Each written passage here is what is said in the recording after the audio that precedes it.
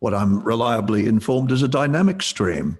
So I think that's up to you, though. You're going to be dynamic. Welcome along. If you're a candidate, we can see you all. There's a lot of people in this room at the moment, so just wave your hands if you're a candidate. That's right. Thank you very much. Good to see you all. Good to see a couple of familiar councillors there, and of course all the contenders. Welcome along. A number of people who are here haven't haven't activated their cameras, so presumably you're going to sit there anonymously, and we'd love to see you. Of course, we're showing you our faces. You could just switch on and we'll have a look at you too. This is a very important election coming up because we elect councillors for 4 years. It's a long haul, as the sitting councillors will tell you. Before we get going though, I'd just like to acknowledge the Bunurong Bunwurrung people who are the traditional custodians of this land and pay my respects to the elders past and present. And emerging, and extend that respect to other Indigenous people who are present. So we have the rules of engagement, we have our candidates on board, and a number of questions have come in from our Island Voice Facebook page. Dozens and dozens of questions have come in. Clearly in the hour and a half we have available to us, we can't go through them all, but we're going to have a darn good go at giving everybody a crack at it. But first of all, let's introduce the candidates for. We'll start with Island Board because we have a number from. There's Jeff and Bruce and Claire and Rochelle from Western Port. We'll start with Island though, and in no particular order. Who have we got? Ron Bowers here. Ron, why do you want to run for council? Unmute your mic. He should be able to do it himself. Bottom left, if you could unmute your mic.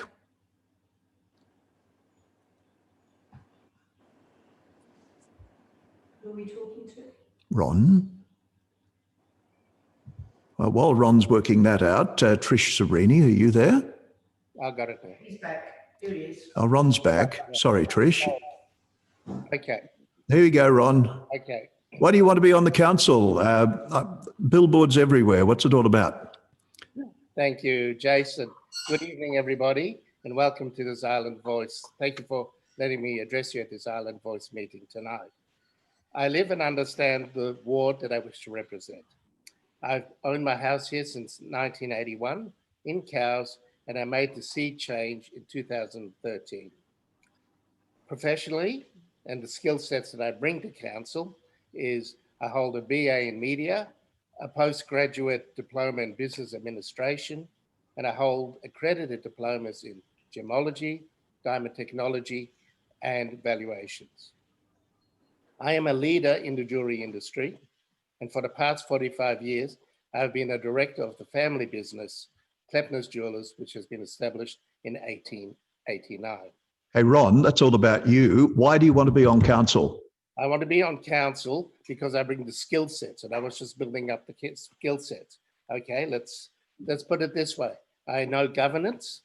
I know how to interact with people.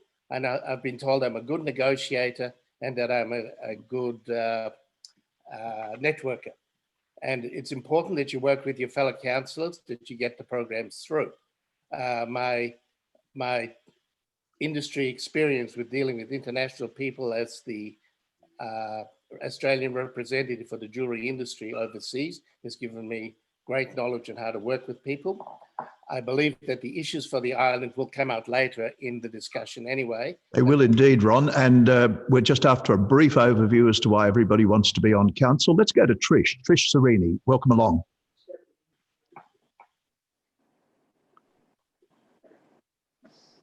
No, I'm not hearing you, Trish. I'm not hearing you.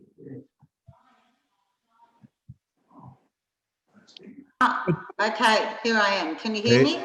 There you are. Yes, loud and clear. Thank you. Great. Thank you.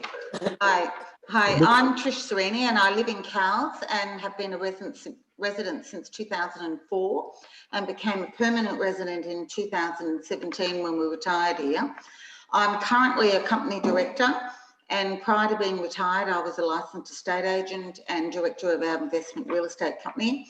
My skills are management and financial areas. And during the 20 years of business, I learned many additional skills and understand the importance of being open, honest and relatable. Why do you want to be on council, Trish? Pardon? Why do you want to be on council? It's coming. One more. No, it's not coming. It has to be now. There's 13 of us. Yeah, as I was instrumental in the Save Our Beach campaign, I later decided to stand for nomination as I believe we have many important issues that need to be addressed in our island ward.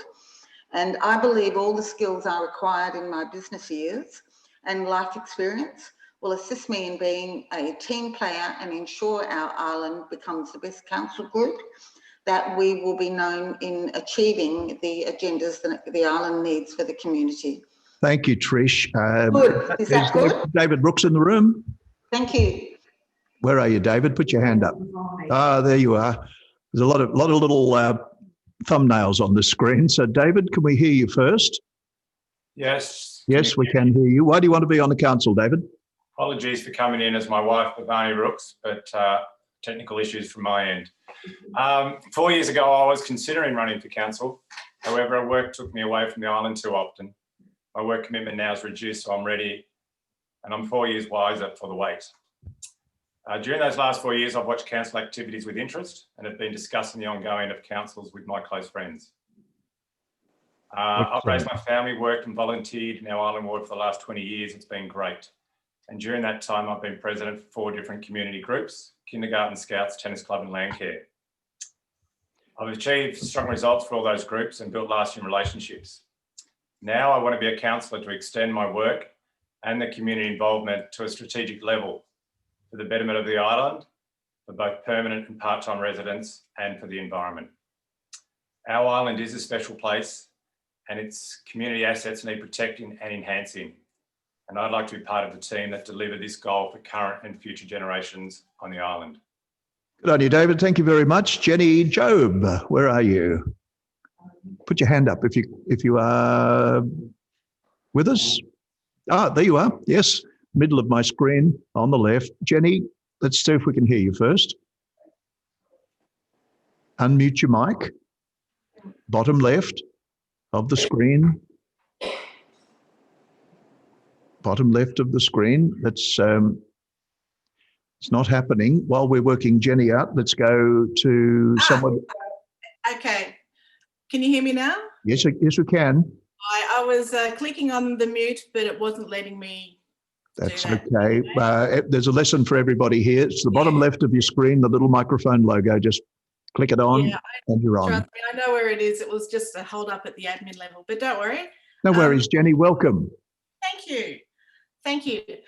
I am running for council because I have been volunteering with a group called Totally Renewable Phillip Island. And it's given me a chance to meet with a whole lot of different stakeholders and understand different parts of the island. And I find the work really intrigued me. So I thought, run for council, get on council and do more good work for the island. And that is why I'm running. Fantastic. Thank you, Jenny. Michaela Barlow, you're here. Pop your hand up. Can you hear us, Michaela? Oh, yes. Mic on, please. Hi, everyone. Off you go, Michaela. You had a go last time. Here we are back, 2020. Thank you, Jason. I'm Michaela. I'm running an island ward, and I'm running for council because I have been hearing for my whole life from the older generation that they would like young people to get involved in politics. I've been hearing that they wished young people would be interested in their community and try to make it better. And I want to do that. I have got policy which I've taken years to develop with experts in the field. And I have relevant experience in local council because I grew up as a councillor's daughter, going to council meetings, committee meetings, and all other kinds of things. I know that I can make an impact in the community for the better, and I know that I have the right plans to deliver the right future for Bass Coast. I'm running because I genuinely believe that I have the ideas and I have the experience to lead Bass Coast towards a better and more relaxed future. Thanks, Michaela. Michael Whelan, how are you doing? Let's check that mic first. Make sure we can hear you. Come in, Michael. Yeah, there we go, Jason. Beautiful. Thank you, Michael. You've been through the baptism of fire with 4 years. You're lining up to do another 4. Yes, it's I will get checked out on that one later, I guess. But why am I standing? 4 years ago, I could see some great challenges for the island, a place I care for deeply. I've lived here had a place here since the mid-90s and lived here permanently since 2009. And look, I think the experience we've had over the last 4 years says you can make a difference. And there's, with coastal erosion, we've now got it on the agenda. We've got 1.2 million that's coming to Cowes for the East Cowes and Central Cowes beaches. We've got the cultural centre, of course, which is in a sad and sorry looking state at the moment, but out of the ashes will come a wonderful new facility for the people of Cowes. Now, people have been trying to get that for decades. And so we've pushed hard. I'm really proud of the work the Island Ward councillors have done. We've worked well together. And look, it's an opportunity to work in a great team. It's been an excellent team in this last 4 years across the board. And there's just an opportunity, Jason, to really finish some of that unfinished business. We've got the Cowes Cultural Centre, the erosion, that still needs a lot of work. Even the funding we've got won't completely address that. And of course, the new challenges with the land we've purchased at the Carnival site for the Aquatic Centre and Recreation Precinct, going to need us to push. We're going to need to negotiate, and advocacy is crucial on that.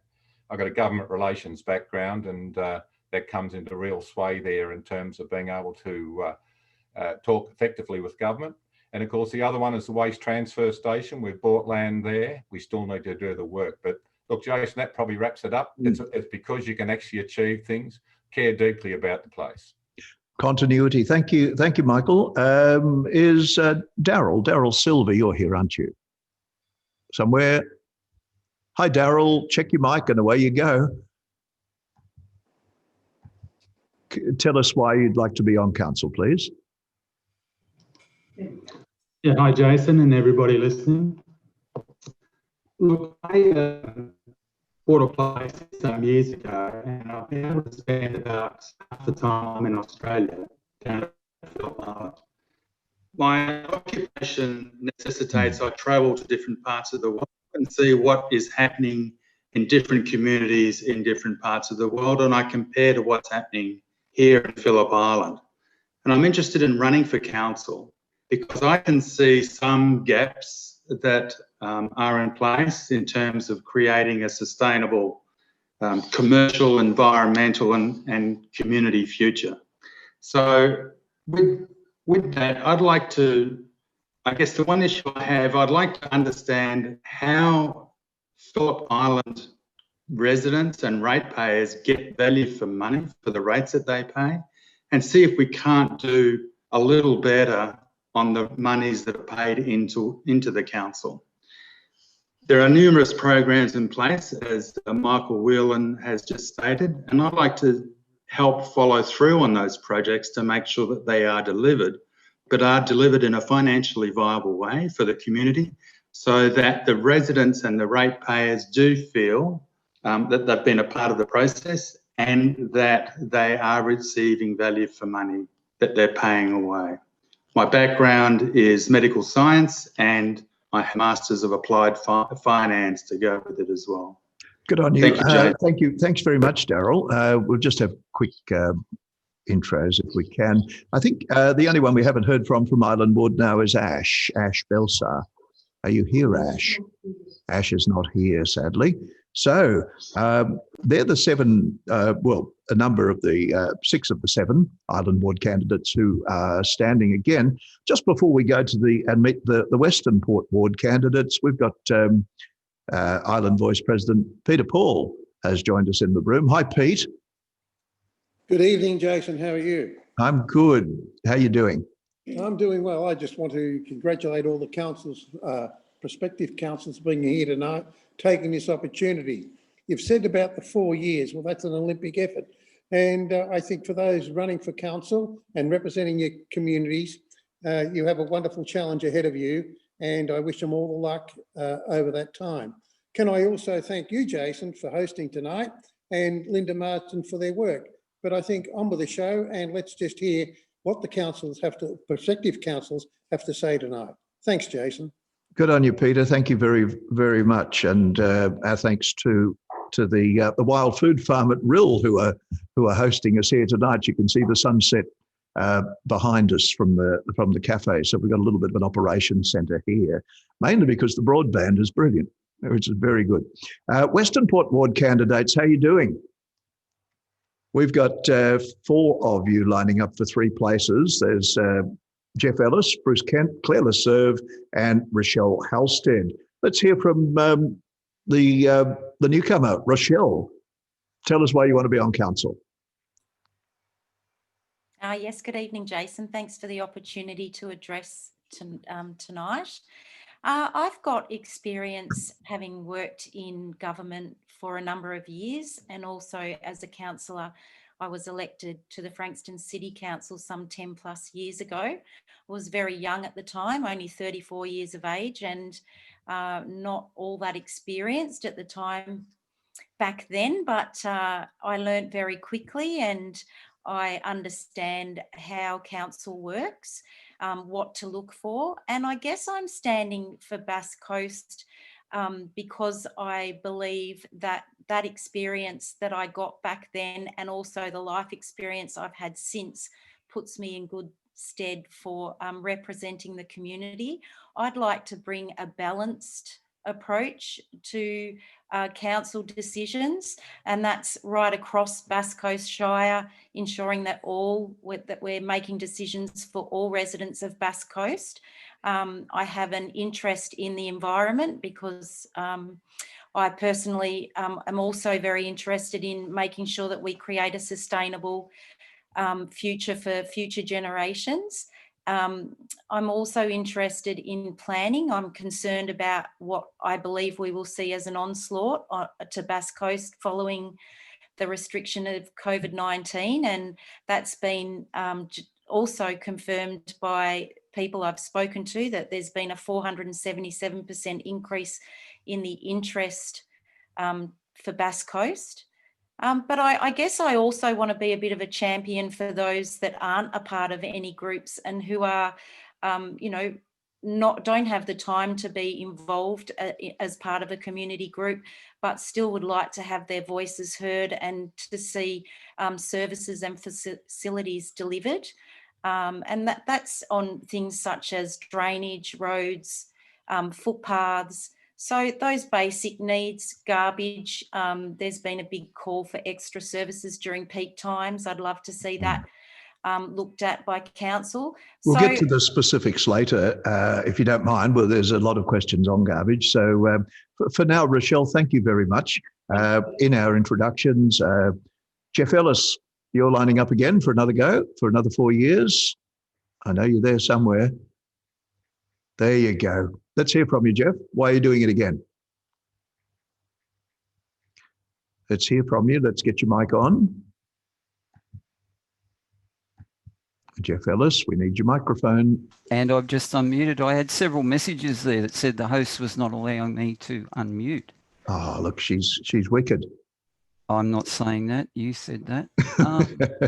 Yeah, thank you for the opportunity, Jason. Really appreciate it. Won't bore you with my whole life history. Moved to Wattlebank in 2009, got elected to council in 2016. I've got a lot of unfinished business there. One of the main reasons I want to be returned is that I recognise that we've got a whole heap of unsealed urban roads across the whole Shire. I think I've found a better funding method to do that. And I just want to point out that Western Port Ward, people often forget that Western Port Ward includes a fair chunk of the island. We're actually geographically a third of the island. And we include Sunderland Bay, Surf Beach, Cape Woolamai and New Haven. And there's an awful lot of unsealed urban roads and drainage that needs to be addressed there. We want our people not to live in dust and dirt, and we don't want to send them broke as we're doing in Pioneer Bay, trying to get the infrastructure that they already have there. I also want to say I look that forward to hearing your plan. Oh, it's a good one. And it's worked in a different shire, so we just need to cut and paste. I just want to say I represent a number of community groups, and I also want to represent the silent majority of our ratepayers who quietly go along hoping that we do the right thing. Thank you. Thank you, Jeff. Bruce Kent. How you doing, Bruce? We need to unmute you. I'm doing well now, if you can hear me. Yes, we can. Thank you. Thank you, Jason. Same as Jeff. I had a few messages there. Look, I think Jeff and Michael have stolen my words, and Rochelle have too. We moved to San Remo 2010, and we've just completed our new house there, and I'm the station commander at San Remo Police, which gives me a good insight into community needs. My reason for wanting to come back though, Jason, is like Michael, unfinished business. It's as simple as that. 4 years ago, we had a steep learning curve, all of us. We cannot afford to have councillors having that steep learning curve when we go into this new session. We are coming out of COVID-19. We need councillors who can get stuck straight into it, get that money off the state and federal governments and learn. I've learned, I've made mistakes in the past, but I've learned from them too.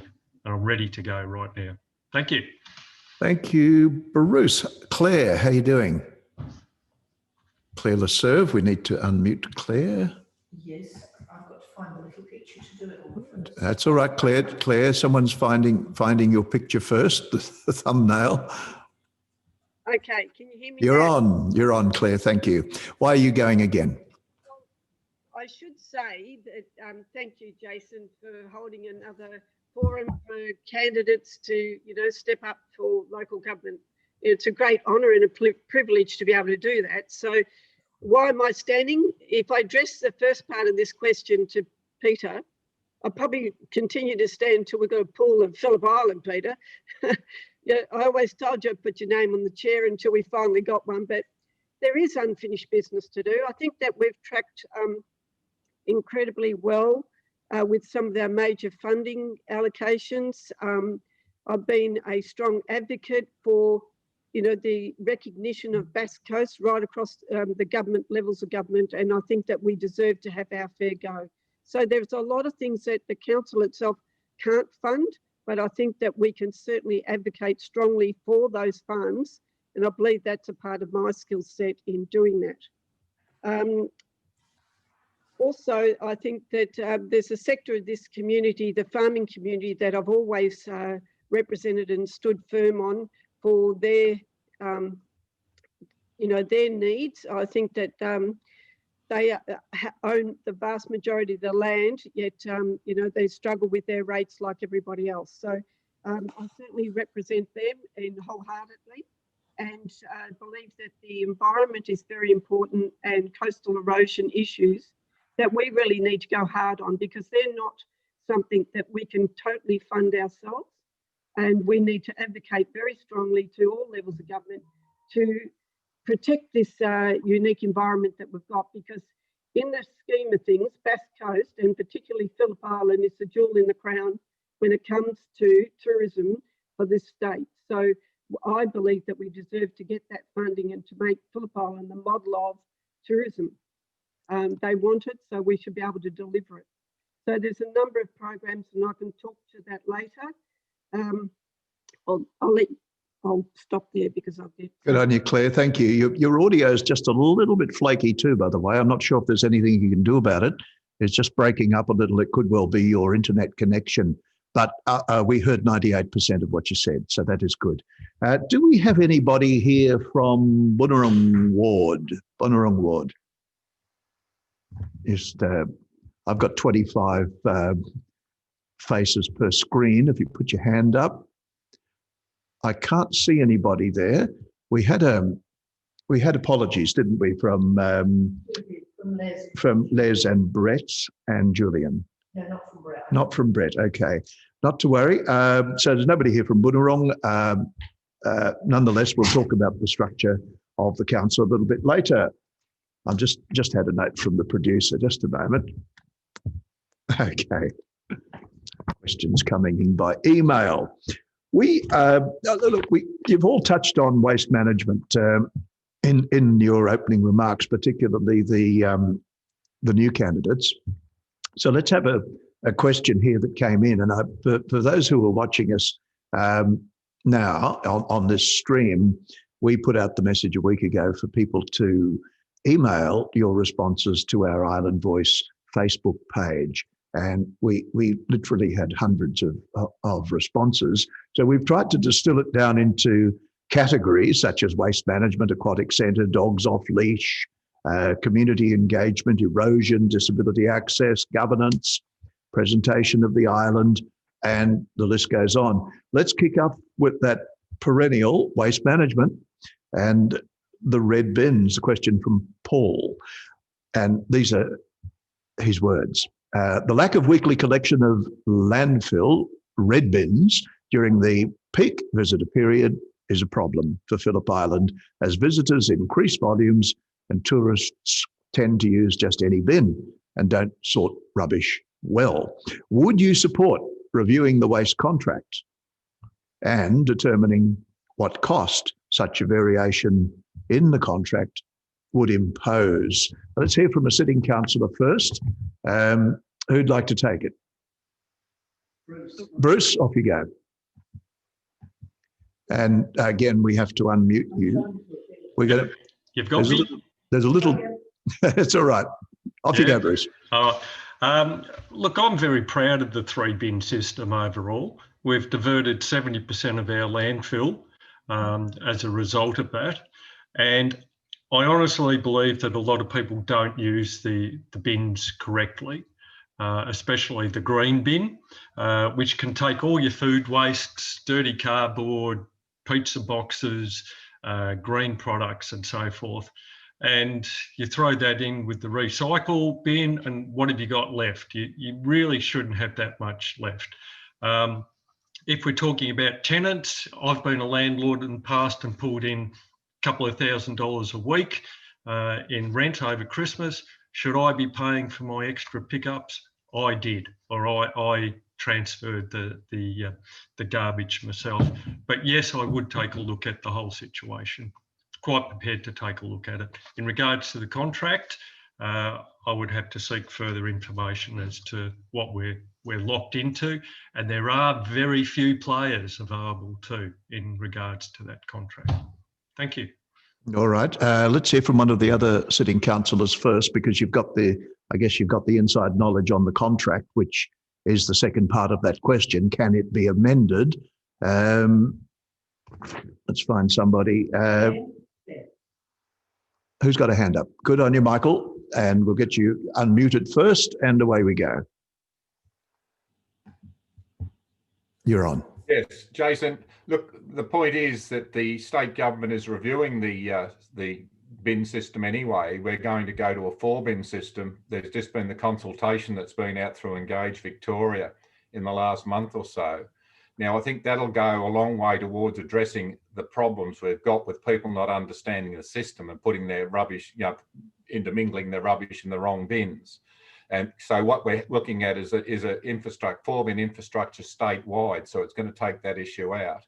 There are incredible problems with reviewing the contract per se, but if you do it in that context, then I think we take into account the issues we've got at the moment. They're addressed into a new contract.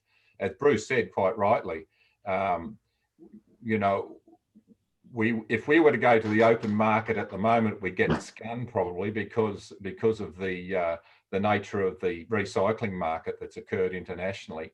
But under this new system, there'll be assistance, I expect, from the state government to roll it out, and then that gives us the opportunity to do that in a way that addresses those things, recognising people will be better informed under the new system. Michael, is there a clause in the contract that that covers an eventuality like the state intervening to introduce a 4-bin system? Does that render the contract null and void, or do you open up a fresh negotiation? Look, I haven't been briefed on that, but that would be my expectation though, Jason. That's similar to the force majeure event we hit with the international recycling crisis that's occurred. Force majeure means the contract doesn't apply in those respects, therefore we had to renegotiate parts of it. And my expectation is that legislative change would be taken account of in respect to something akin to, I'm not a contractual expert, but something akin to a force majeure event. Okay, another sitting councillor first. Claire, please. Thank you. You're on. Look, and certainly that's the case of Michael and what Bruce have said regarding the contract. So I think that one of the aspects of one of the problems over in the island is, apart from our visitors coming in and renting, and that waste is also through the business waste. And I think that with a new transfer centre close by on the island, that will help alleviate that problem. And it's looking at how we master that that service for the island and for business as well. Okay, so there's 3 of you there that think that there is a solution in the pipeline. Do you think, as the first part of this question suggested, we could go weekly over Christmas? Look, I think that is something that's really seriously needs to be looked at, because We're losing your audio, Claire. I'm sorry.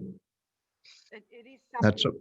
No, your audio's dropped out completely. Let's have one of the contenders for Jeff Ellis has popped up. Yeah, he's good. Thanks, Jeff. Can't see you, can't hear you. There you are. He was unmuted a minute ago. I'm unmuted now, thank you. Yeah, look, particularly in Coronet Bay and also in Cowes, I know over the last couple of years there's been issues with needing the bins emptied weekly over the Christmas period. The council is committed to continuous improvement in everything we do, and I'm happy to look at a review of the services. And as other councillors have said, the 4-bin system will give us an opportunity to review the whole thing. Fair enough, a review. Well, we could take a vote here and now and make it binding. Nope. Let's hear from some of the contenders. Jenny Jo, what are you thinking about this? And just hold on while we unmute you. Is it worthwhile? Okay. And let's go for. I think it is, because we're losing 5 seconds each time. I think we can also look at the other end of the problem, which is the rubbish going in and the amount of single-use plastics that is taking up that bin space and coming out and flying down the beach. So I think we should make a very, very serious look at having just combustible takeaway materials. There's already a lot on the island, and approach it from that side as well as emptying the bin side. And hopefully that can help address the problem. Yeah, and Michaela's in furious agreement with you. I can see her nodding her head. Michaela, would you like to add something? Thanks for that, Jason. I agree with Jenny. We do need to stop consuming so much stuff. There is a big pile of rubbish in the middle of the ocean that is literally the size of Texas, made of plastic. We really need to stop throwing so much stuff away. However, if elected, I will be in full support of doing the waste management contract. And as far as the red bin collection goes, I seem to recall that getting emptied weekly last year. I could be wrong, but I seem to recall that. And I agree that it's necessary at peak times. So I would be in support of reviewing the waste management contract. Okay, now I think everybody's mic is unmuted now. We're giving it a try. How about Ronnie Bauer? Ronnie, you're unmuted. I know we're flying without a safety net here. Right. This problem with the red bin is not a new thing. This has almost come in from the beginning, and you've got to look at it in a logical sense. The people come down for the holidays, the people that don't really worry about this. You can't look at it from that, but there's a lot of food wrappers around organic things which are not recyclable, and they end up in the red bin. You've got babies' nappies, they end up in the red bin. And in the summer month, they actually stink. And I personally, and I've heard a lot of people saying the red bin should have been collected in summer ages ago. I'm gratified to hear that the councillors are finally in an election mode thinking that this is a good idea. I also think when the 4 bins come in, it's a good idea. But at the moment, we have what's called the 3 shell trick. All 3 bins go out and people hope that 2 are collected. And I think, yes, we should get a renegotiation of the red bin contract.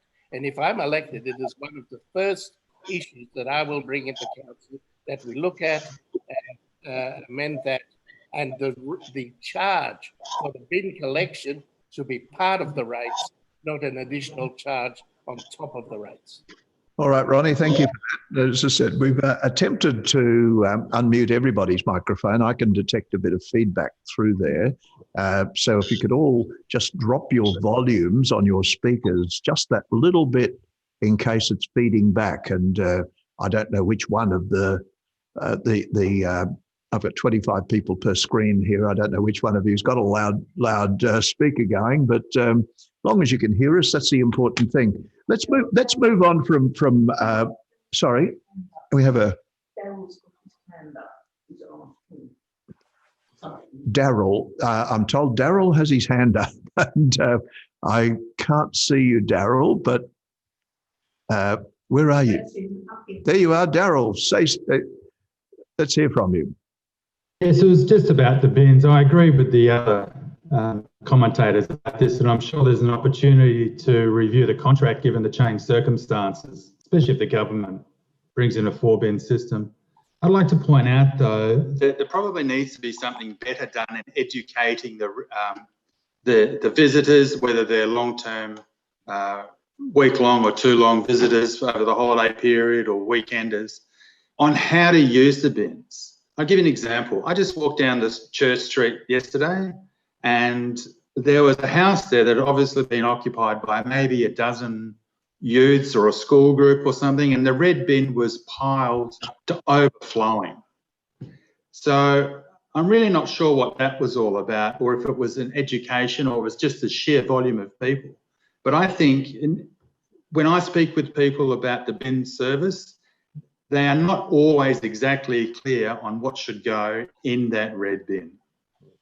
I've taken it upon myself to understand it and over the times that I've been here, but clearly it is an education piece lacking for those renters, those short-term renters who come and do the visiting for Phillip Island. Thank you, Jason. And they're very much, like you say, good luck educating people.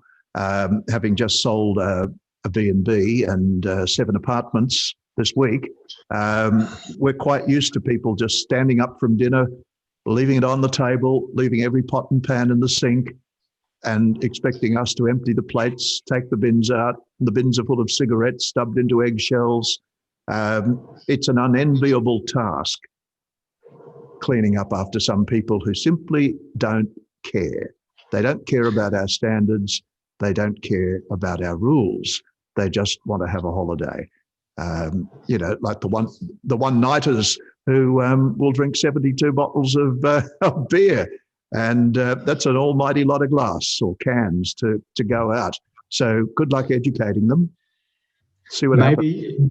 Maybe there can be a surcharge for people that behave that way. Okay. Thank you very much for that.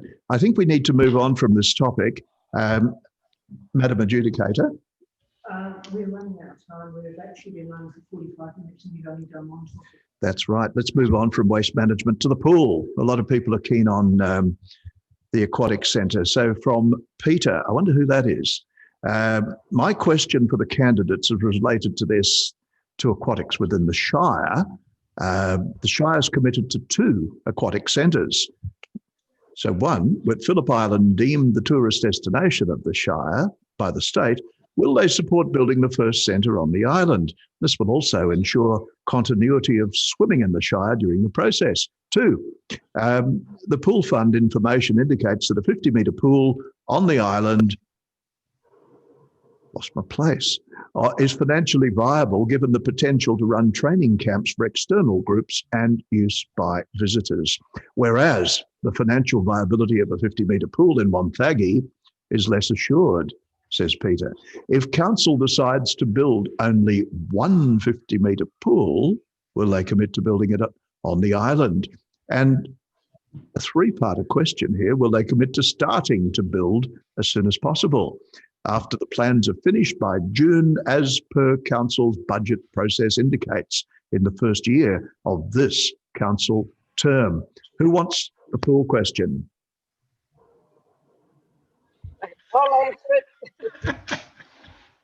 Who's that? Michael Whelan, off you go. You've got your hand up. Yeah, Jason, look, we're getting over the first hurdle, which is to get the land. And that's, it's been a torturous process, and compulsory acquisitions usually are. In budget was the money for the detailed design. Now, Peter, really what we need to be doing, well, the reason for doing that detailed design is to be trying to get into the stimulus money with the government at federal and state levels.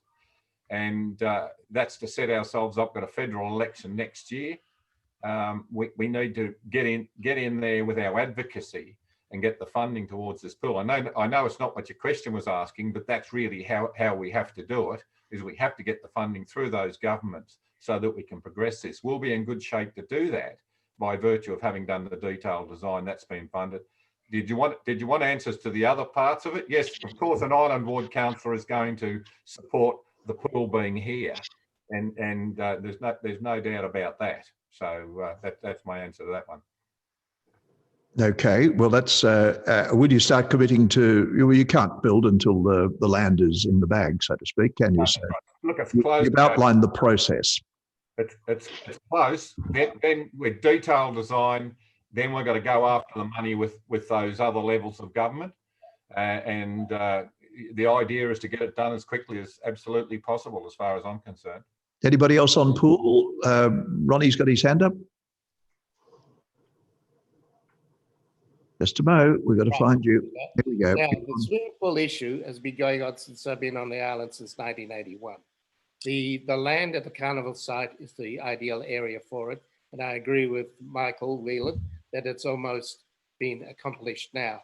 And I will fully support that the pool be put into the budget process and begun within the first year of being elected to council. It's a well overdue thing. And yes, the pool should be in Cowes. And I would like to see it as a proper swimming complex so that you can have hydrotherapy as well and all these other infrastructure things that go with the aquatic centre, which our island needs for aged care and for our kids to learn to swim as well. All right, Ronnie, let's keep this moving. I want to hear from a Western Port candidate here, because your allegiances, of course, are split between your half island and right up to the middle of Wonthaggi. So what do you reckon about committing to building it as a Bruce? Yes, let's switch your mic on and you're on. I think I am on. I agree with Michael's words 100%. It's been proved already that if we can be shovel ready with projects, we can grab the money. And that's what the state and federal governments are offering. And they'll be offering more of it as we come out of this COVID-19. We have to finance the planning of this, and we have to be shovel ready. It's going to be substantial money. I think we need to look at New Haven College and possibly get a commitment one way or another from them.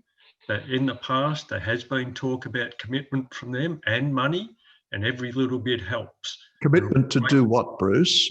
So for the actual build of the pool. There's been talk in the past about New Haven College being involved in an effort like that. And I believe we just need to talk to the community. The Wonthaggi pool is being held together with Band-Aids. We know that.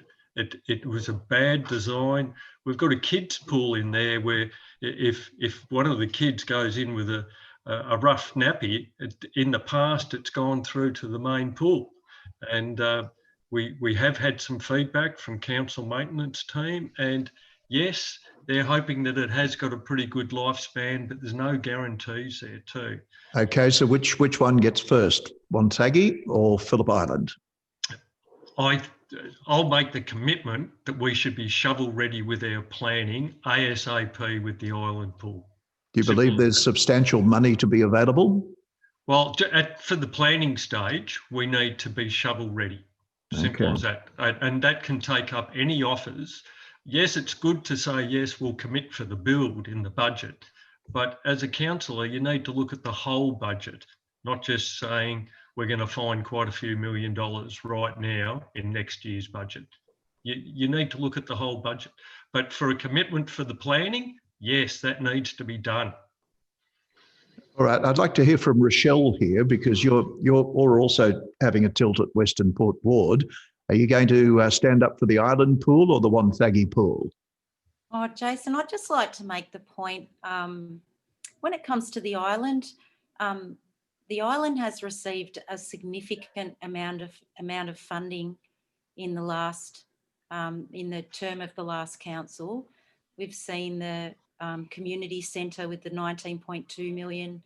We're now looking at the circus land being acquired for the aquatic and recreational hub. And I think that all of those projects are fabulous, but I'd like to make the point that the island has one way in and one way out.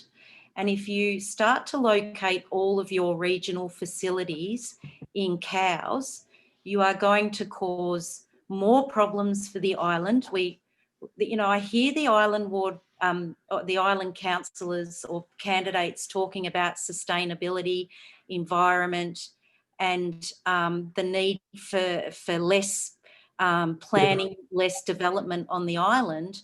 And yet we're seeing all these major projects being located in Cowes, which is the furthest destination from anywhere else in the Shire. And people from all over the Shire would be entitled to go to Cowes to use these facilities. But we need to keep in mind, as I said, there's one way in and there's one way out. And what's your solution? Well, I would like to see that the funds that we're applying for at state and federal level are spread across the whole Shire, and that there is a need to start investing in other parts of the Shire. Wonthaggi has been chosen by the state as the regional area for Bass Coast, and therefore I think that there needs to be more funding directed to Wonthaggi. And I only say that because, on one hand, you've got the candidates saying they want to make an environmentally and sustainable island without any more building. And then on the other hand, you've got the candidates saying, well, we want the aquatic centre, we want the recreational hub, we want the theatre and the community centre that's been now demolished and ready to build on. We took a $10 million loan out for that community centre. That impacts on the rest of the Shire's ability to move forward with services and facilities. That this facility is for all the people in your ward, for Western Port Ward, and who live in Surf Beach and Cape Woolamai.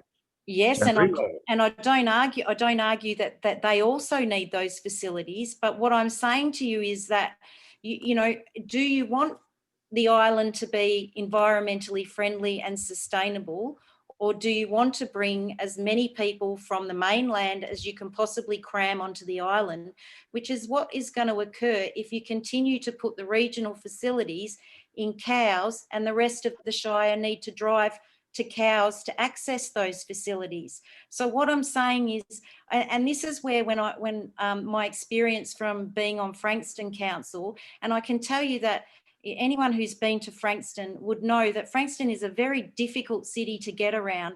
And it's difficult because the planning in the early days was not done well.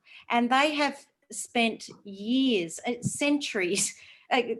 Let's stay focused on this shire. But Jason, this could happen to Bass if Bass are not careful with the planning that they implement now. It could be a situation that, you know, you won't be able to get to the facilities on the island because you can't get across the bridge. And, you know, throw in peak hour tourism traffic. It sounds like an apocalypse. Well, that's what we're heading for if we don't manage planning properly. So how do we sum your position up? All future development in Montague and no more on the island? No, I think you have to be balanced in your approach. I think you have to be balanced and ensure that you're spreading it across the whole Shire and not putting all the focus into cows. And at the moment... All right, thank you very much. We've had a pretty good go on that one. Where are you, David Rooks? Sorry, I've got it. It's called the Barney. Oh, I see. Yes, it's a different name underneath you. That's why we've been... Off you go, David. Just further comment on that. Both the pool and the cultural centre, which obviously will be fantastic community assets for the island, will help us in the off season. They're both indoor, effectively, assuming the pool's going to be indoors, the cultural centre's indoors, and it gives us an opportunity to have more activities in the off season and the shoulder seasons. So it's something we can try to do to balance out the problem we've got, which is too many people coming down in those few weeks of the year. So I just thought I'd pass that on as a thought. All right. Michaela, what have you got to say? Just a mo. You're on. Thanks, Jason. I've had another thought. One thing that I'm quite shocked that no one's brought this up yet, actually, is that at the moment I think we've got other priorities than the aquatic centre. Walk down the street in any town in Bass Coast at the moment, the first thing on any business owner's mind, any person's mind, is the pandemic. It's why we're all at home instead of in a public forum right now. And so while I agree that we need a pool, like I bought a brick, my name's on a brick somewhere, I am keen for a pool. I think that at the moment we need to focus on pandemic economic recovery and then build the cultural centre because there's a big hole in the middle of cows. And then we can focus on the aquatic centre. But I personally don't think that will happen in this term. I think that we need to focus on making sure we've got the resources to fund a pool before we build a pool. And we need to make sure our economy is stable again before we build this. The other thing we need to remember is that we're trying to achieve carbon neutrality in Bass Coast Shire by 2030. And I have not seen any plans that show that this aquatic centre is going to be carbon neutral. So unless the plans change quickly and a lot, we're going to struggle to achieve carbon neutrality with 2 pools in the Shire. Thanks, Michaela. I think we might leave the pool for a little while unless it comes up again. Let's go to a nice, easy topic. Dogs off leash on the beach. Something that's not going to stir up any emotion, any animosity. Cheryl and Chris have posed this to the candidates. Do you support the retention of the current off-leash areas on beaches, given Cheryl says that we have had no incidents and it has been a huge success? Also, do they support the 2 new planned areas off-leash beaches in Rill and Cows East? Now, where are you, Trish? Let's hear from you. Hi, can you hear me? Trish Serini, candidate for Island Ward. Right. Can you hear me? Yes, we can. Yes. Yes, look, I'm a firm believer. I have a beautiful golden retriever and I live in Cowes West behind the yacht club. And we walk Zoe every day. We take there's another golden, and as far as Zoe's concerned, that beach is hers, but amongst all her other play friends, and there's probably about 8 to 10 other golden retrievers along that beach. But look, it's a very hard one. I agree. The beach is fabulous for off leash and I keep saying this, protocol and respect is observed.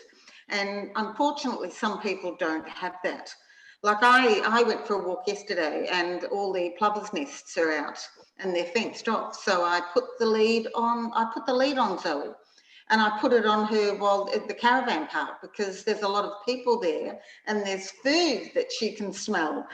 And so I put her on the lead and she's very acceptant of that.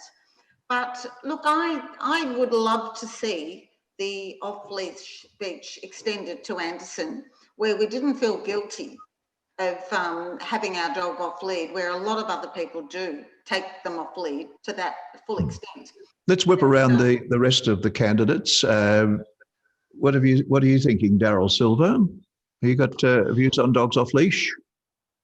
Yes, I'm definitely in favour of dogs off leash. We have 2 dogs we often take along the beach. There are further areas in Silver Leaves or around at Rill. I'm supportive of that. One thing I am conscious of, though, is that the damage that dogs can do, and I have observed what I would call irresponsible owners not really controlling their dogs in the vicinity of the hooded plover nests. The other thing that disturbs me greatly is that people don't pick up after their dogs on the beach. And as a solution to that, I would like to see some increase in fines for people not picking up after their dog, but also probably some increased surveillance around the areas of the nesting birds to make sure that it's not only dogs that are prevented from upsetting birds, but also errant humans. Fair enough. Let's go up to Bruce. Bruce Kent. You're into surveillance and enforcement. How feasible is it to enforce the rules with dogs on beaches? And I'm not saying from the standpoint of Victoria Police. I'm talking about Bass Coast Shire Council. So, Jason, I'll declare up front, I'm a golden retriever owner too, name of Oakley, who I'm sure my son named him off the name on his baseball cap. Unfortunately, throughout Bass Coast, we have had some incidents, but in my own opinion, these incidents are between owners of dogs and the general public, not the dog themselves. So again, with Trish, I'm 100%, I use protocol. I love letting my dog off leash. I'm 100% for these areas. But if I have another dog at the other end of the beach or children walking around, I put my dog on leash. He's a great dog. He'll want to lick everybody to death, but not everybody's a dog lover. I have advised some people who have ongoing issues to actually have the GoPro cameras with them, which they can produce as evidence for us. I've actually witnessed where people let their dogs out of the car in the car park. They're off the leash. They're breaking the laws. And yes, we can never get a ranger in the right place. It's like when people say, where's the police officer when you need him?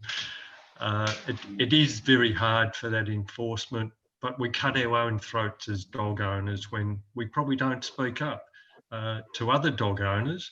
But you've got to pick your mark too. I'm not telling people go out there and have a go at people because that can escalate things, but lead by example and hopefully people will then go for it too and do the right thing. Good advice. Thank you, Bruce. Much appreciated. There's anybody else on dogs? Michael Whelan? Michael, we'll unmute you. We've just got to get you unmuted. That's not unmuted, that's unmuted. There we go. As long as it's not muted. Yes.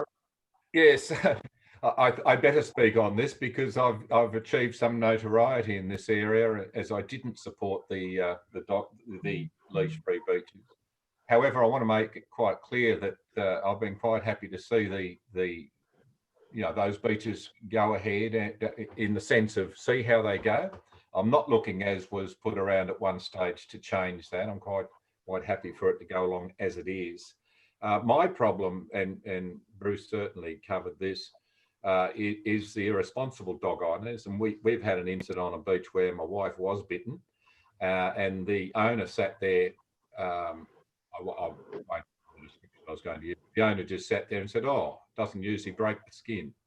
That's the sort of people that really make me cross, and that's, it does account for a bit of my attitude. I do put the plovers and I do put families first, and what Trish said, what Bruce said, and not others. Yeah, responsible dog owners, I haven't got a problem at all, and I'm a responsible dog owner as well.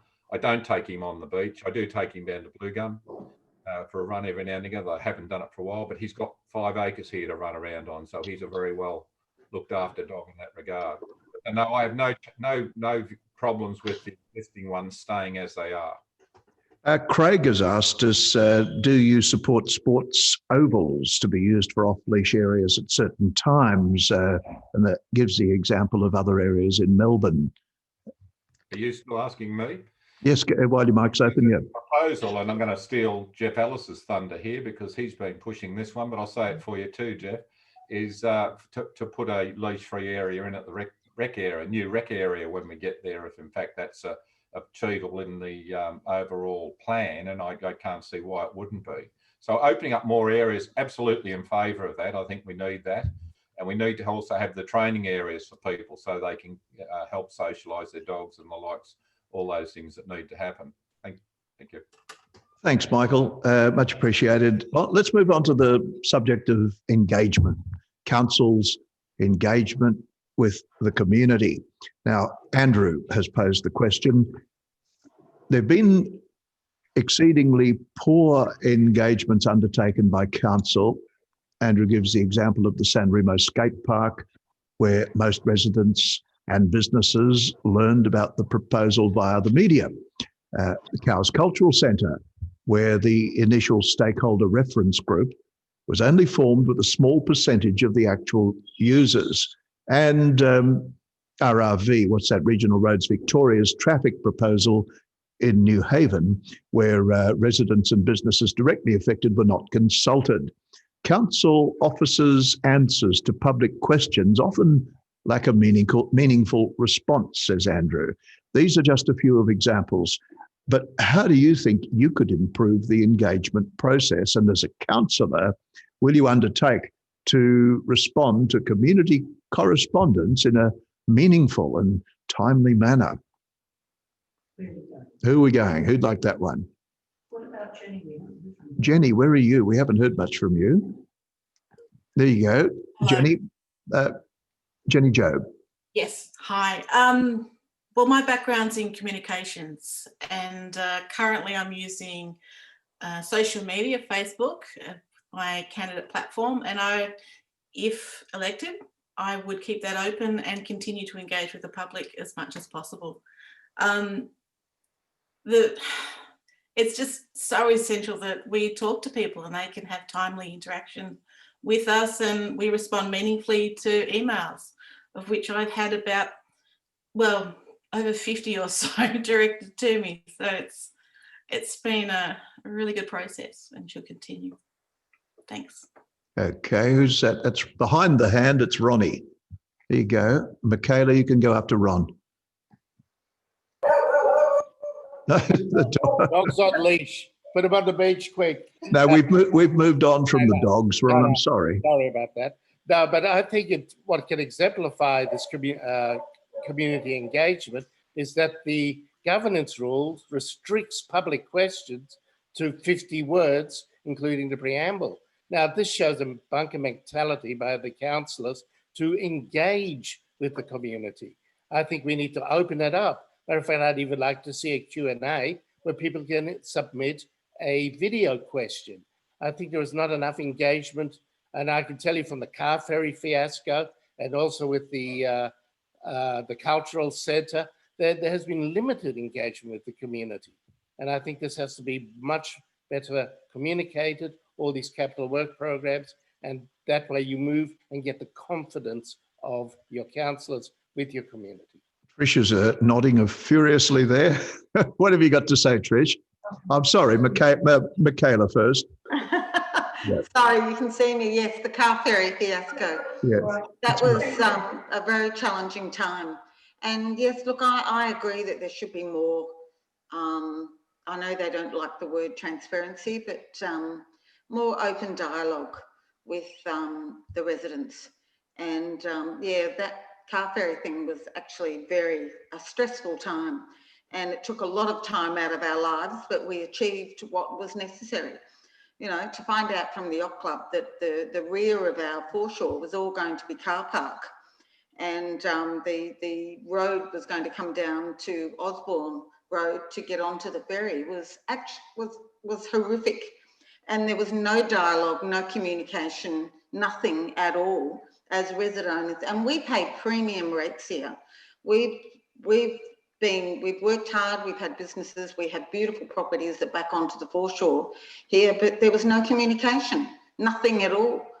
So yeah, I agree. There should be much better communication at all times. Michaela, what have you got to say? Okay, hi, Jeff. Thank you for that.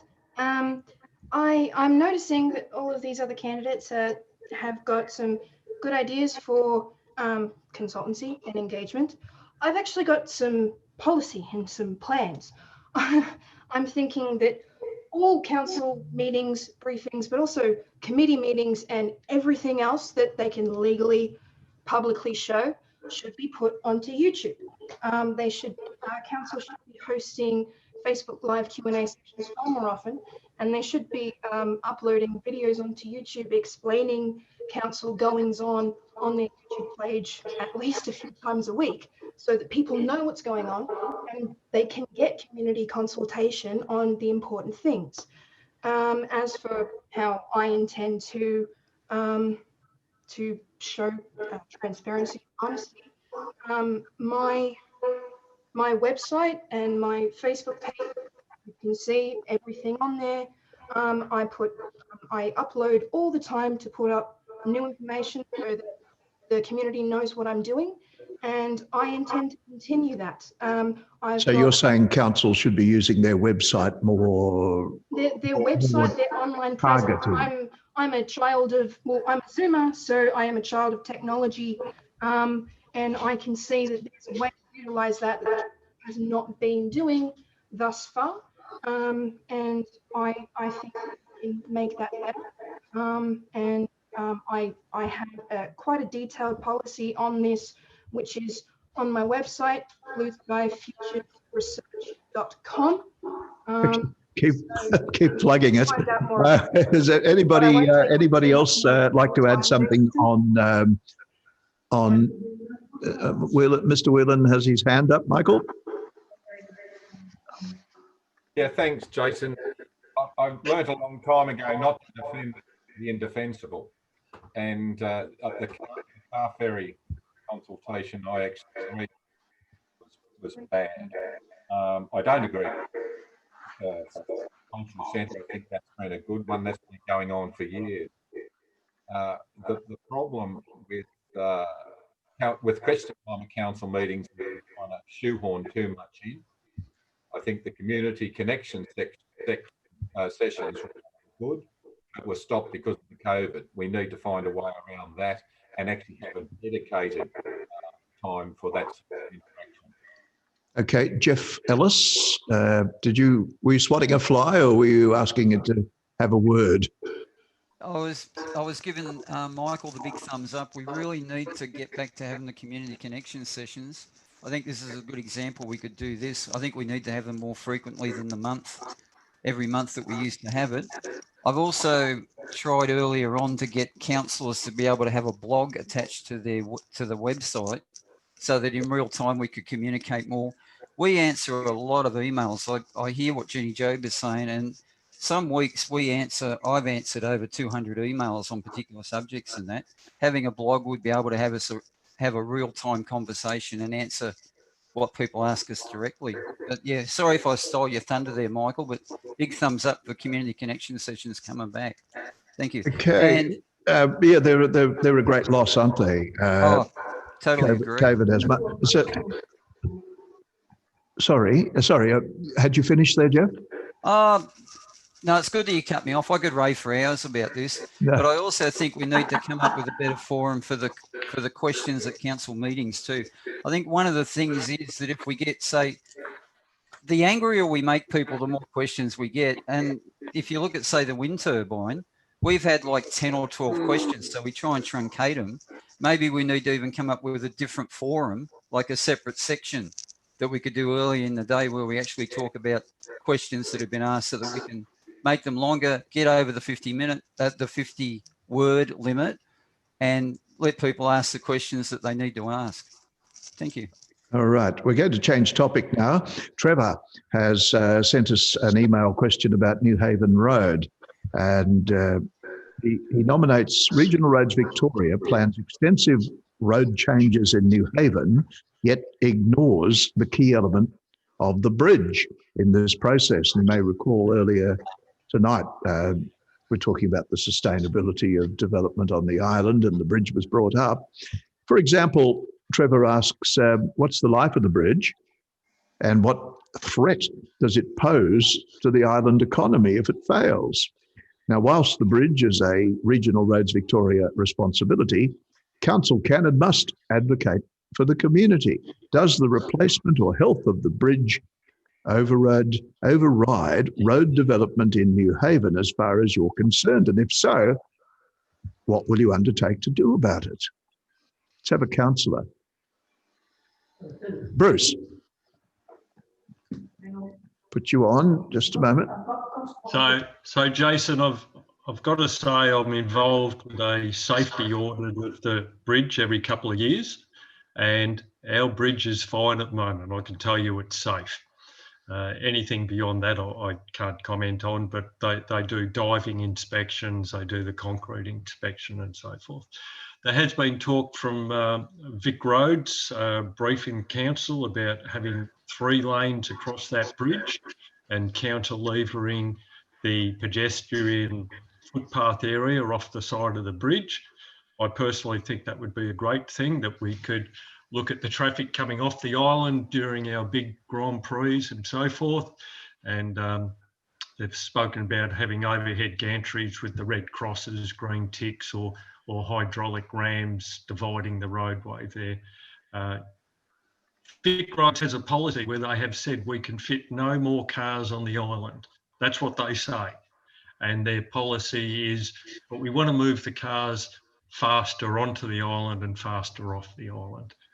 I'm not in agreement with that, and I fully support the commercial area of New Haven saying Rural Roads has not listened to you. They seem to have come up with a plan, and they're not listening to the commercial areas there. And being a past business owner, I honestly believe that those commercial areas will suffer financially if the plan goes ahead as it is. Thank you. So what advocacy will Bass Coast Shire Council be making towards Regional Roads Victoria on that very topic? I think, Jason, we've got to the point where we've got to be blunt, nothing more than that. We have in-house meetings with Rural Roads, but we are speaking to the same people that the community are talking to at the community meetings.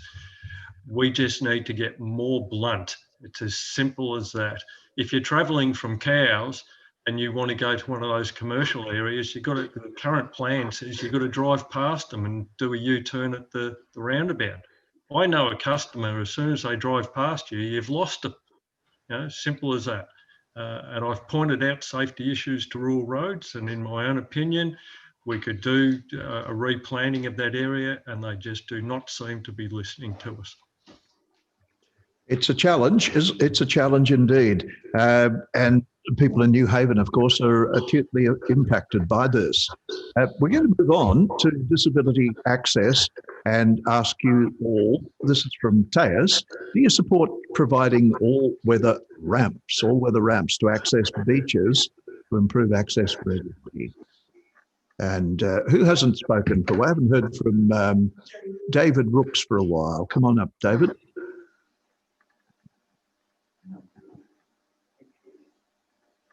The question was, do I support all-weather ramps? Is that right, to our beaches? That's correct. I'll go back to it if you like, but it was yes, all-weather ramps to access beaches to improve access for all. Do you support it? I'm assuming the question is based around the fact that there's a number of accesses to the beaches which are unsafe. Can you hear me okay? Can you hear me all right, Jason?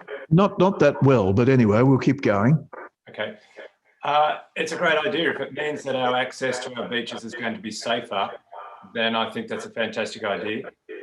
It would be a combination of dealing with the nature park, who manage a lot of the beaches and the access to the beaches, and council. But that does seem to make sense.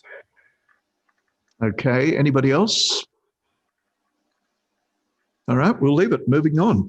Island presentation. How does the island present itself? What are your thoughts on implementing a code of shop presentation? This is a question from Anne. Thompson Avenue, Anne says, is really in need of an upgrade. Some business premises have not had a paint job in 50 years. The toilets on Chapel Street have been a disgrace regarding cleaning. So is it possible for council to implement a code of shop presentation? Who'd like this one? Trish. Oh, and Claire's going to say something too. Claire, okay. Now, after you, Trish. Oh. Now, we've got to get your mic on. Sorry, can you hear me? Yeah, you're on. You're on now. Sorry. One of the questions somewhere in one of the many emails that we've received was how we perceive to upgrade Thompson Road, and I believe that it needs it. It needs garden beds. It needs nicer lights. It does need to be repainted and looked after. I mean, Phillip Island. It's a combination of all the questions that you've asked. Phillip Island and Cowes itself is such a tourism area during summer, and it would look fantastic with fairy lights all down it, and like Noosa, and it's totally different to Noosa. But to give that ambience would be fantastic. And I agree with that person that's asked that question. It needs a revamp, a beautification to look appealing and fun. And yes, well, we all know it needs it, but what can council do about it? Well, that's what I would love to see. Privately owned buildings that are leased. Well, what are they going to do about it? And if I'm elected, I mean, hopefully we can get that through, as in dialogue with residents. Okay. So, yeah. Claire, hop in on this one, please. What can council do to improve the streetscape? You can hear me? Yep, okay. Well, really, we can't, if they're privately owned buildings, we need to work with the traders and the business associations so that they get a good pride in their main central business district of Cowes as well. Council can do work on their buildings and have a streetscape with the street furniture and the trees and garden beds and everything. But the actual physical buildings that need a lick of paint, that's going to come from owners, and we've got to be able to work in. So, you know, the business and operators may be able to come up with some pretty creative ideas. Yes, we're struggling to hear you, Claire. That audio is just not up to par, unfortunately. If you'd like to dob in your NBN provider, we can give them a big thumbs down right now, but you just never know. We're just not. We got your picture, fine. We just can't hear your audio. So, and of course, there are traders in Wonthaggi who write to the Sentinel Times as well, complaining about the presentation of the streets and the arcades. in that town. So it's not unique to cows. It's a Bass Coast problem. And there we have it. Anybody else buying in on this one before we move to a topic? All right, David and Michael. We'll go with David first and then Michael. We've just got to open your mic. There we go. That's all right.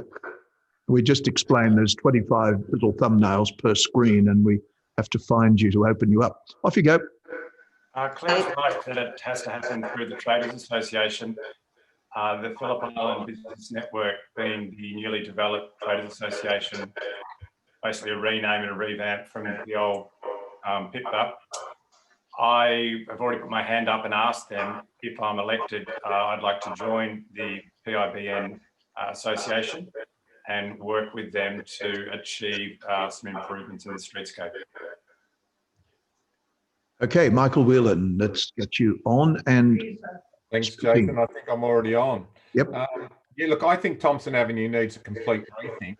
I wouldn't be looking to impose any burdens on our businesses at the moment coming out of COVID. But one of the things with the development of the centre is that's going to set the standard of landscape architecture, I think, and then relate to the street. I think if we do that, if we look at more street trading and facilitate that where the traders want it, and also just change the whole approach with transport in Thompson Avenue, get the bicycle cars and behind the parked cars, sorry, in front of the parked cars, so they're unsafe, totally change that view of the street as to how people get around and how they enjoy it. I think, and the cows activities already has that provision that has been ignored. I think we need to give that a lot more attention and review it. And I would think, thanks, Michael. The audio is going downhill rapidly here. It's starting to appear to be a Zoom problem more than your local hardware, I would say, because it's kind of a bit crackly right, left, and centre. And that we do have a lot of mics open as well. So let's try and get around that issue of the 5-second delay. And of course, you know, in reality, we're talking about painting and improving the shop fronts. These are problems that were before COVID. We're going to move on, but we really have to get all the businesses viable and back up and running again before we address the cosmetics of it. But absolutely, it was a pre-COVID problem. It's not going to go away, but a lot of those businesses certainly will be going away. There is no doubt about it. That's the tragedy of what we've been through. We're going to move to the topic of governance. And the outgoing council, says Kevin, who emailed this question, introduced new rules requiring a division to be called in order for individual councillor votes to be recorded, as happened in the past. If elected, will you support changing the governance rules to require the automatic recording of votes? So why don't we just go across the board, yes, no? And we don't, well, no, hang on, that's going to be too... I'm sorry, we have technical limitations, so we can't do that. Let's just pick it up on who can deal with this. Let's have Jenny. Thank you. We're going to find Jenny. That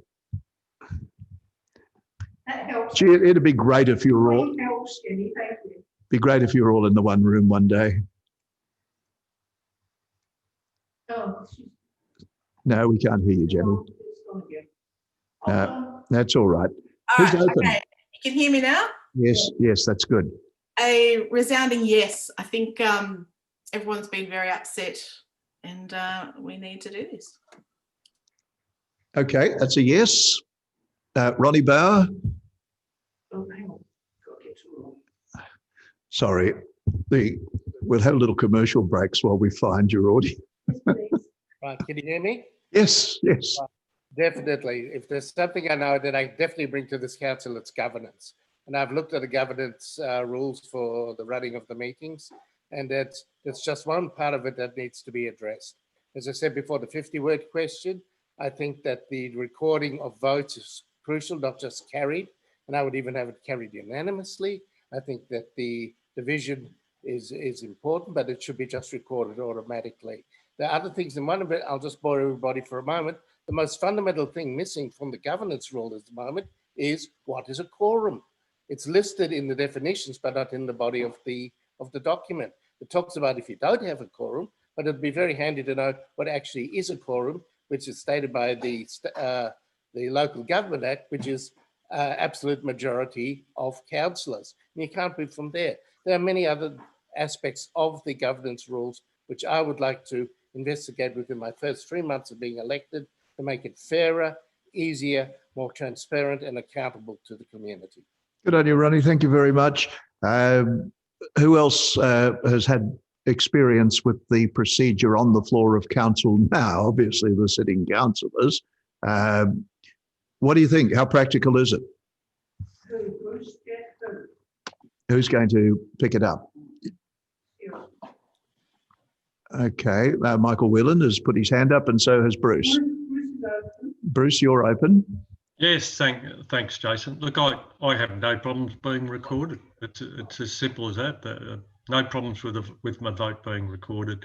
And I would suggest that in the past, there's been a lot of people noted it down anyway. So nothing to hide with the vote whatsoever. No cloak and dagger stuff. All right, down to Michael. And thanks, Jason. And the thing is, it is recorded at the moment anyway, because the meetings are recorded. The issue is, will that continue? And I'm certainly happy for that to happen. Certainly no problems with having how I vote recorded.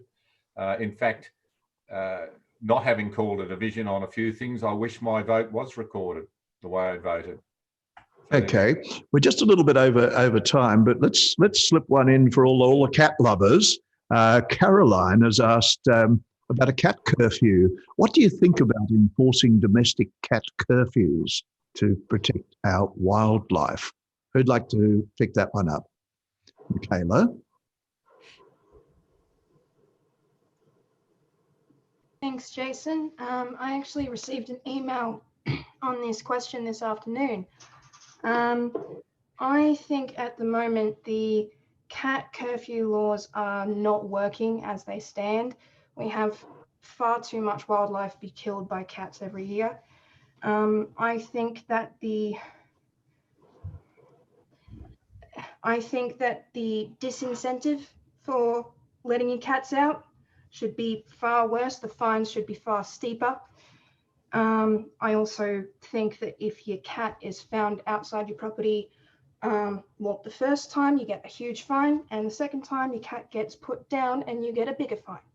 How do you enforce it? I think if I pick dead birds up off my lawn every morning, thanks to all the cats that come in from the estate next door. I know, this is the problem. If a cat gets out, we haven't yet mitigated the evolutionary drive to hunt. And so we have to get ahead of that. I recommend cats indoors all the time, or put a cat cage over your yard so that your cat can't get out, and then you won't be fined and it won't be a problem and our wildlife won't be killed.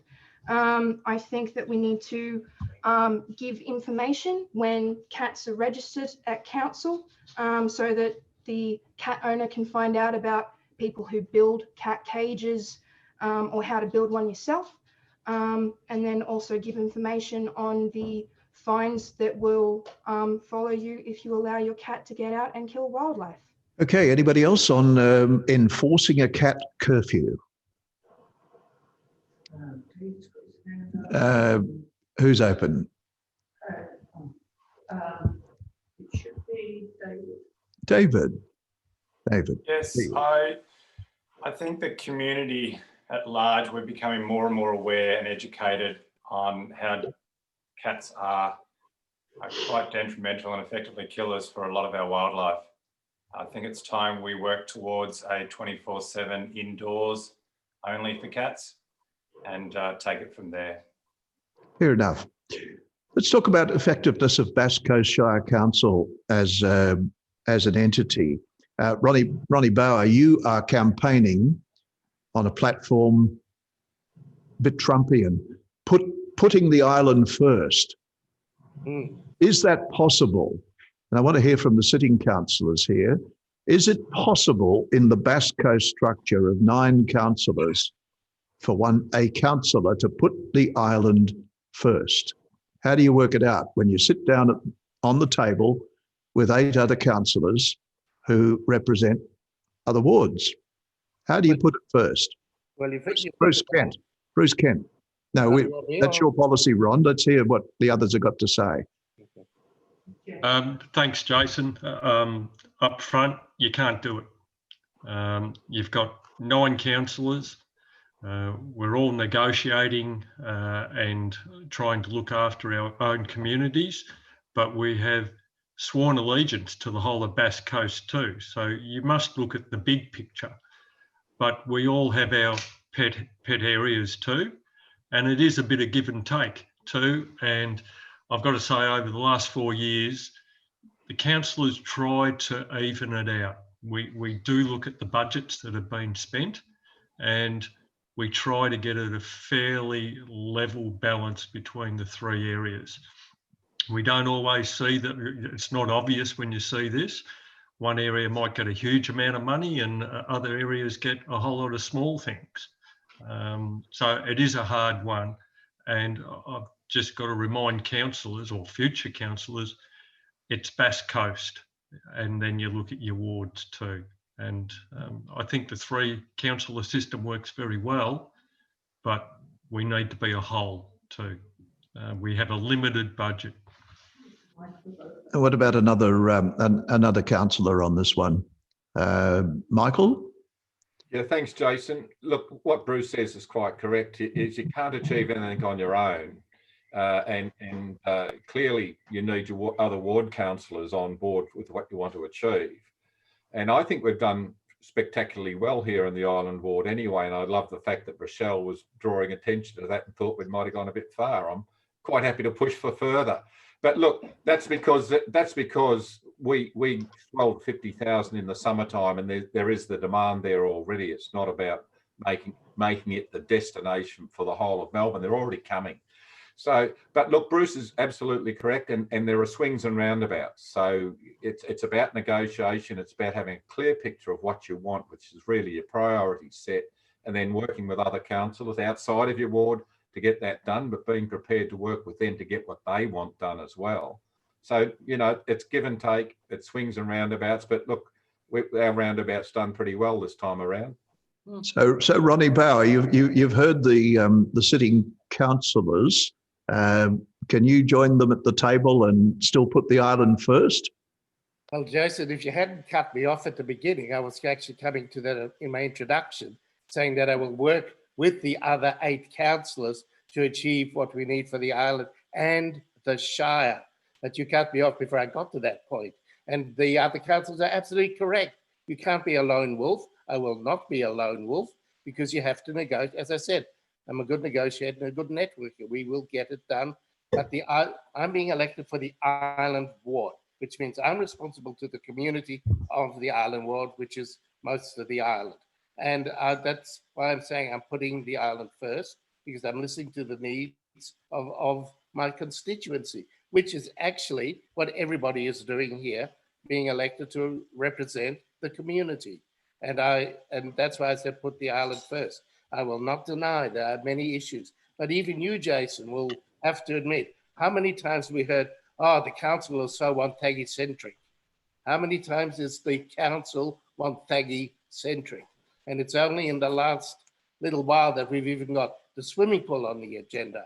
We've got it was after the state election that we got all the money coming here. And I'll take a little bit of credit for that when I stood for the state election, that I pushed the island issues, and we got the high school, we got the commitment of the hospital and other things as well. And I'm pushing now for the bike tracks on the island as part of my community services. And you are right, Ron, the 2018 state election was a turning point for the island, well and truly. So, and for Wonthaggi, really, when you look at the senior secondary college, the commitment to the new sub-regional hospital, the Phillip Island Community Hospital, the San Remo junior campus.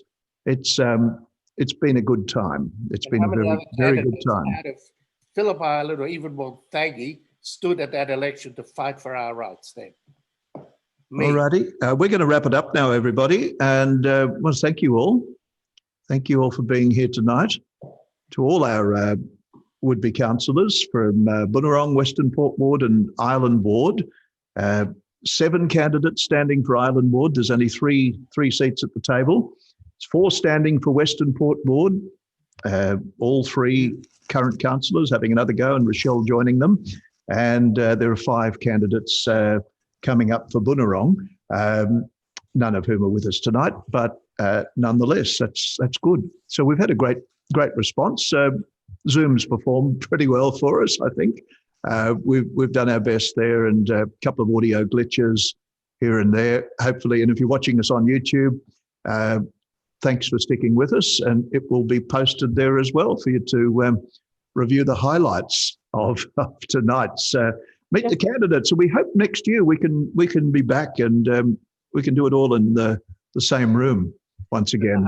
But technology is a wonderful thing, and a combination of live and technology gets it out to an even bigger audience. So thank you all. Thank you, councillors. Thank you, candidates. And thank you for watching us here from Phillip Island Voice. Good night. Good night, everyone. Good night. Good Night. Bye. Good night. Thank you. I'm